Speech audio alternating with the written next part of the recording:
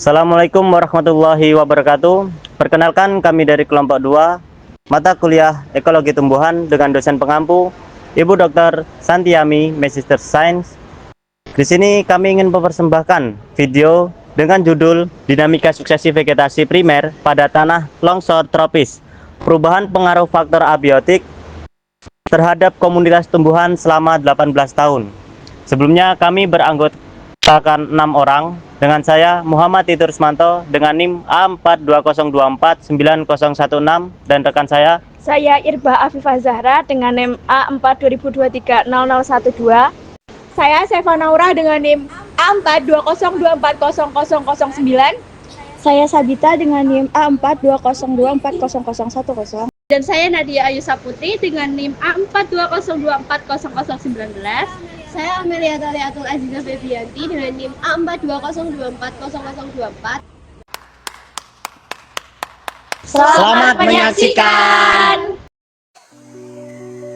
Di balik kehijauan hutan tropis yang kita kenal hari ini, tersimpan cerita panjang tentang bagaimana alam bangkit setelah bencana.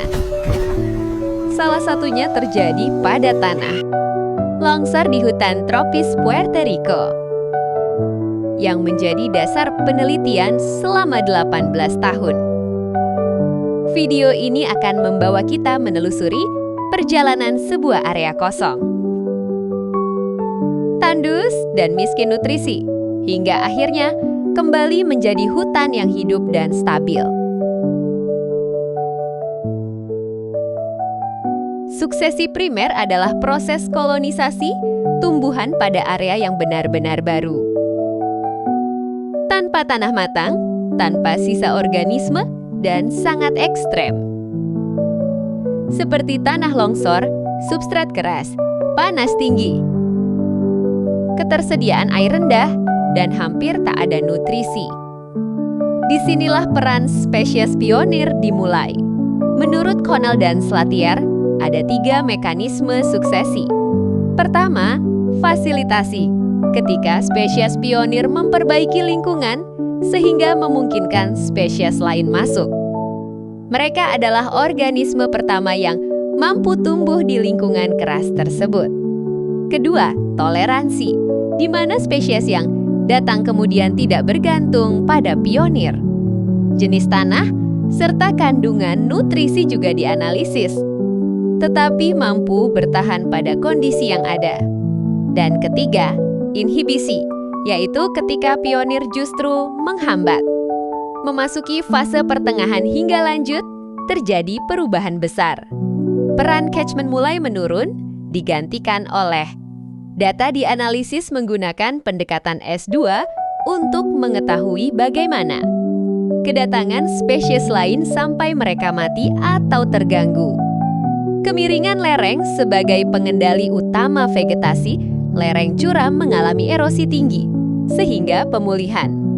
Faktor abiotik memengaruhi dinamika vegetasi dari tahun ke-7 hingga tahun ke-18. Lebih lambat dan tetap didominasi tumbuhan semak serta pakis, sementara pada lereng landai, pohon muda mulai muncul. Pada area longsor, model fasilitasi menjadi yang paling dominan di awal proses.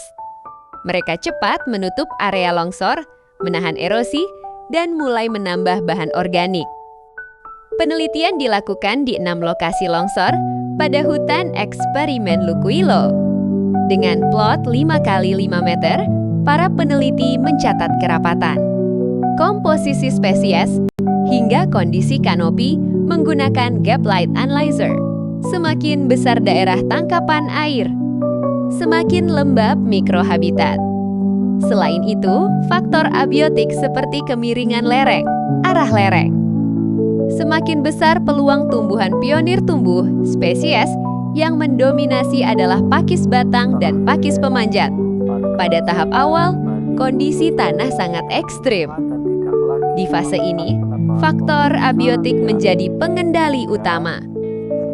Tanah belum stabil, mudah tererosi, miskin hara, dan sangat terbuka. Yang paling kuat adalah catchment size.